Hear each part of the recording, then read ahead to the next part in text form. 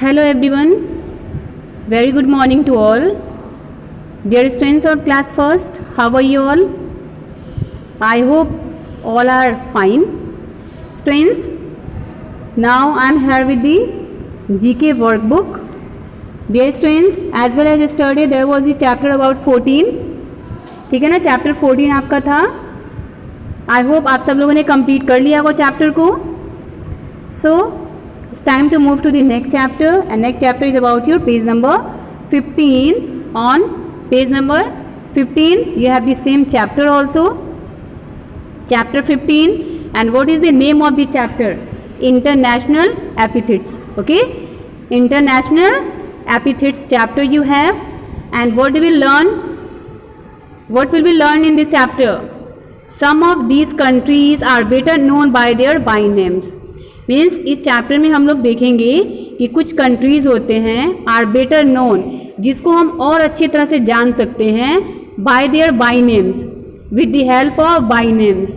ठीक है ना, उनका जो सेकंड नेम दिया होता है या जिस लिए वो फेमस होते हैं, जिस फील्ड में वो फेमस होते हैं, जिस रीज़न से वो फेमस होते हैं, ठीक है ना, उसकी हेल्प से हम उस कंट्री को और भी अच्छे तरीके से क्या कर सकते हैं, नोन कर सकते हैं, जान सकते हैं. Write the names of the countries. Means you have to write down the names of the countries against about these epithets for which they are famous. Means epithets means क्या होता है, विशेषता बताने वाली.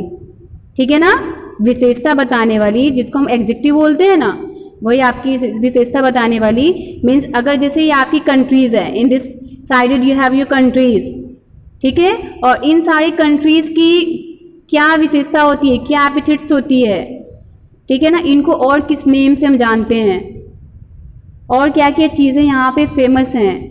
And they are famous for which thing, why are they famous, are what are the second name are we can call to these countries by which name.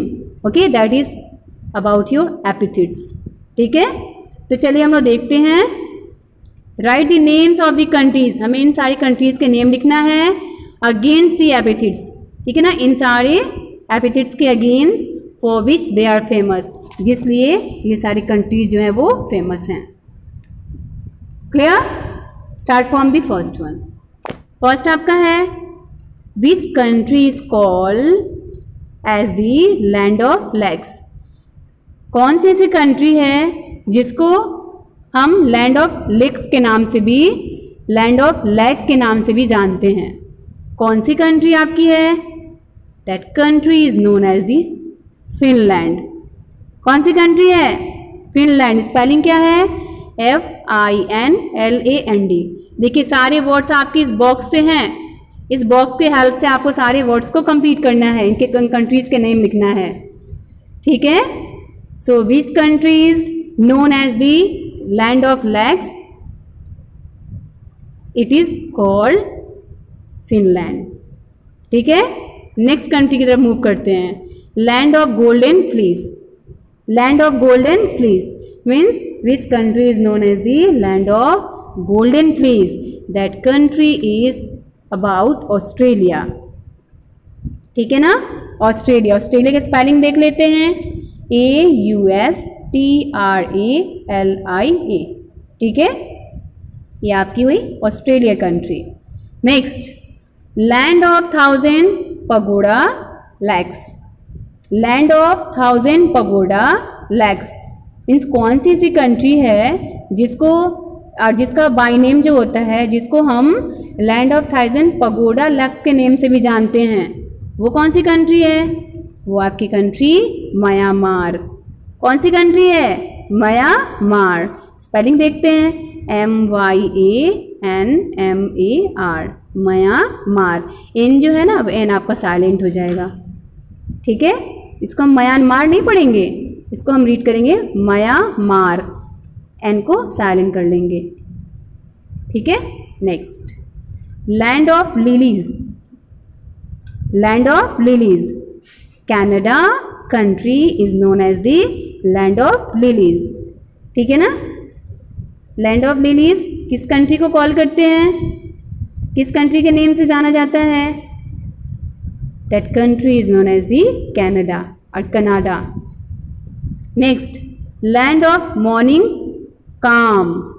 देखिए यहाँ पे spelling क्या है? CALM, but the pronunciation of this word will be calm. L will be silent here, ठीक है ना, L silent होगा। क्यों साइलेंट होगा? Because before this consonant you have your vowel. What's your vowel? Vowel आपका क्या है? ए वोवेल है ना। So when ever we get any vowel letter after any consonant, so your next consonant word और letter will be silent, ठीक है ना। तो वो आपका जो कॉन्सोनेंट होता है ना वोवेल के जस्ट आफ्टर का, वो साइलेंट हो जाता है, उसको हम साइलेंट रीड करते हैं। तो आपका यहाँ पे क्या हो जाएगा?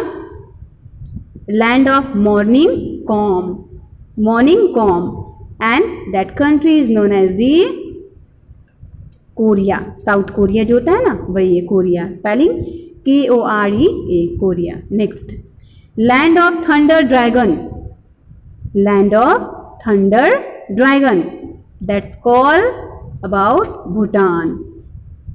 विच कंट्री? भूटान। स्पेलिंग क्या है? BHUTAN, Bhutan.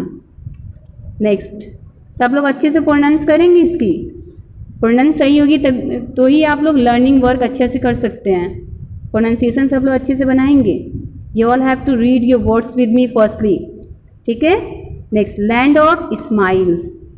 Yes, which countries called like land of smiles? कौन सा है आपका? कौन सा कंट्री है लैंड ऑफ स्माइल? थाईलैंड, ठीक है ना। कौन सी कंट्री लैंड ऑफ स्माइल्स के नेम से जानी जाती है? वो होती है हमारा थाईलैंड। स्पेलिंग क्या है? THILAND, Thailand. Next, land of rising sun, land of rising sun, that is known as the Japan country. Spelling JAPAN, Japan, ठीक है। इसको हम लैंड ऑफ राइजिंग नेम से भी जानते हैं, कॉल करते हैं, और जापान जो है इसी रीजन से फेमस है। Land of midnight sun, land of midnight sun, which countries known as the land of midnight sun? That is Norway. Spelling of Norway NORWAY, Norway. Next and last one you have 10th one, land of cakes. Cakes friends, आपको पता है land of cakes जो है वो कौन सी country है? किस कंट्री के लिए फेमस है ये लैंड ऑफ केक्स? यस, वो कंट्री आपकी है स्कॉटलैंड। स्पेलिंग क्या होती है? SCOTLAND, स्कॉटलैंड, ठीक है। तो स्टूडेंट्स, ये आज का हमारा चैप्टर था अबाउट इंटरनेशनल एपिथेट्स, ओके, जिसमें हम लोगों ने कुछ कंट्रीज़ के नेम देखे और वो कंट्रीज़ किस लिए फेमस हैं, ठीक है, और उनके बाय नेम्स क्या क्या हैं, उन कंट्रीज़ को हम और कैसे जान सकते हैं, समझ सकते हैं, और किस नेक्स्ट नेम से उनको कॉल कर सकते हैं। इन सारी चीज़ों को हम लोगों ने इस चैप्टर में रीड किया। एक बार फिर से रिवाइज करा देती हूँ मैं आप लोग को। Land of lakes Finland, land of golden fleece Australia, land of thunder pagoda lakes Myanmar, land of lilies Canada, land of morning calm Korea, land of thunder dragon Bhutan, land of smiles Thailand, land of rising sun Japan, land of midnight sun Norway, land of cakes Scotland. ठीक है, ये आपकी आज की exercise थी। Okay students, now you all have to make the correct pronounce of these countries with their what epithets. ठीक है students, so let's start to fill your test book with the help of this today's worksheet. Okay, and after completing this आपको क्या करना है, अपने work को through the school application send करना है। और जो भी आपके चैप्टर प्रीवियस चैप्टर हैं, जैसे कि चैप्टर 1 to 10 यूनिट फर्स्ट आपका टेस्ट था ना, एंड चैप्टर 11 से आप लोग अपना रिवीजन स्टार्ट करेंगे and you will try to learn your chapters one by one like your chapter 11 and chapter 12, 13, 14, 15. Okay. Now let's start to do your work. So till then, thank you. Have a good day.